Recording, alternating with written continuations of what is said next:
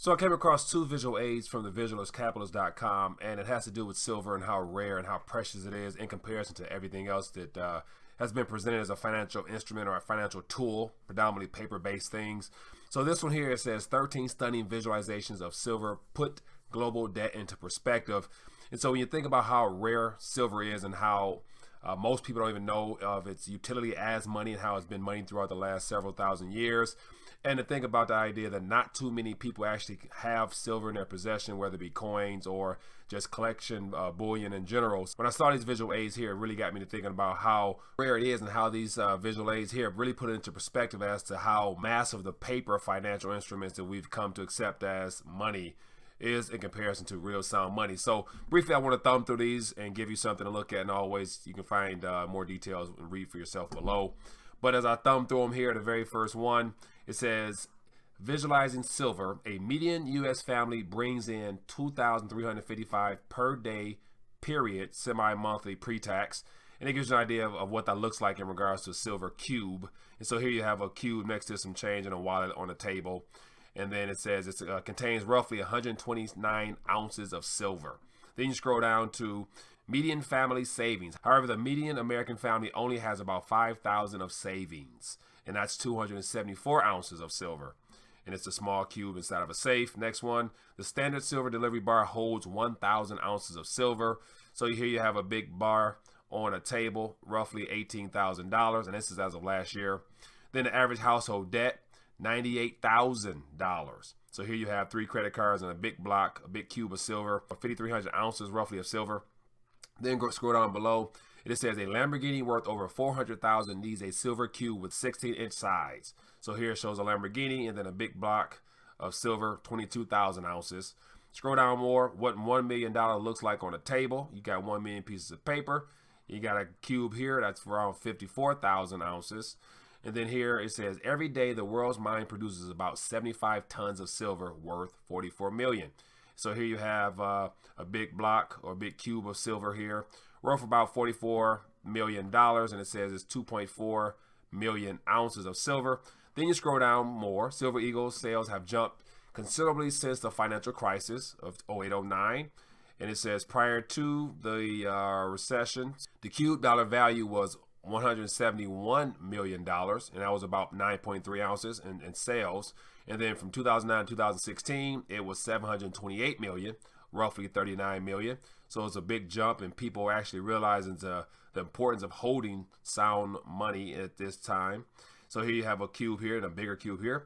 Scroll down below. The Hunt brothers stockpiled back in the early 80s, late 70s. They said they had $3.6 billion in regards to the cube value today, and that was approximately 200 million ounces.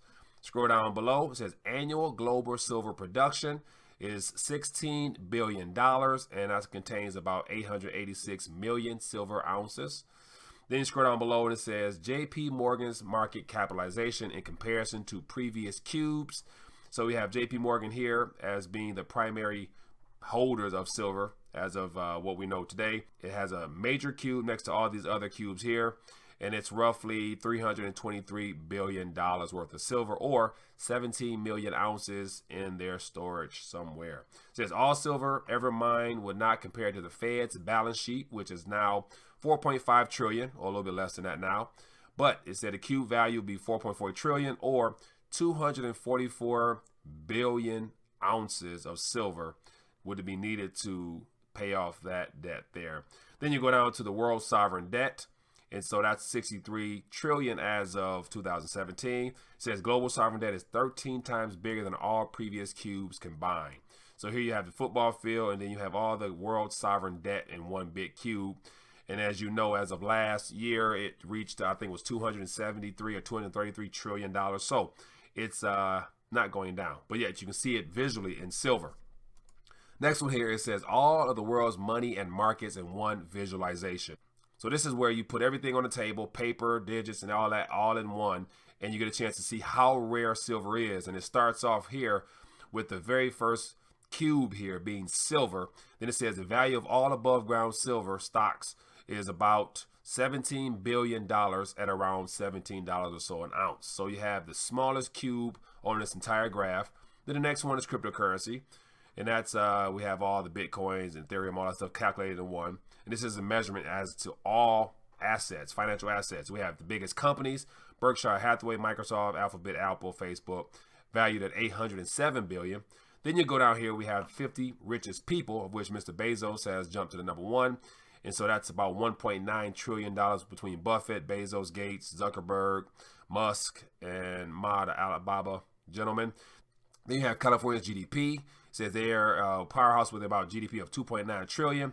Then you got the Fed's balance sheet, which is as of now, it says 3.5 trillion, down from that 4.5. Then you have all the currency, coins and banknotes, which is 7.6 trillion. You have China, Eurozone, the rest of the world, USA, Japan. Then you have how much gold there is. You have private investment, jewelry, other central banks, IMF, roughly about 7.7 trillion. Then you have stock markets. You have the United Kingdom, Japan, everywhere else, and it's $73 trillion valuation. Then you scroll down to global money supply. The total value of the world's easily accessible money is 36.8 trillion. This includes banknotes and checking deposits, so all the liquid cash is available.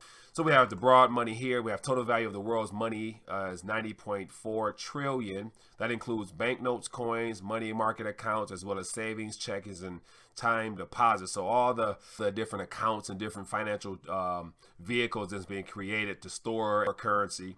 Then you scroll down below, you have the global debt.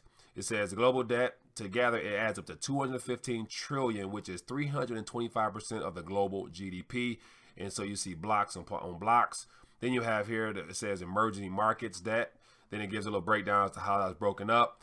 Then you scroll down below, you have the global real estate. You have commercial real estate, agriculture. Then you have just everything else. And it gives you a breakdown here.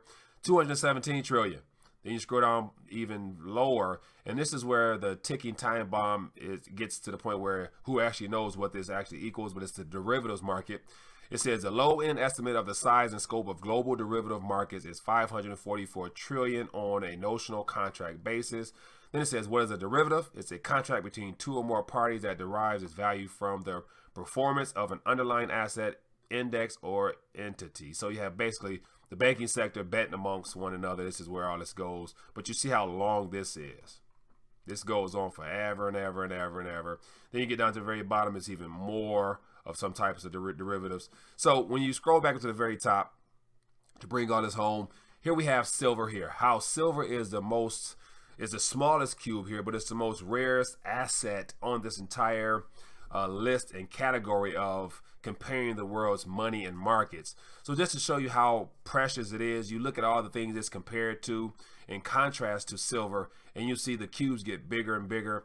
And even when you go to the actual narrow money and broad money, as far as what's actually circulating and what's actually being stored in all of these different vehicles that they've given us, money market accounts and time deposits, checking accounts, saving deposits, in comparison to what's actually physically available in cash, in comparison to everything else down here, lets you know how rare and how precious silver is. Even the fact gold is another monetary metal, but yet it has a greater market cap as well as valuation than silver, in total being equal to approximately, as it says here, $7.7 trillion.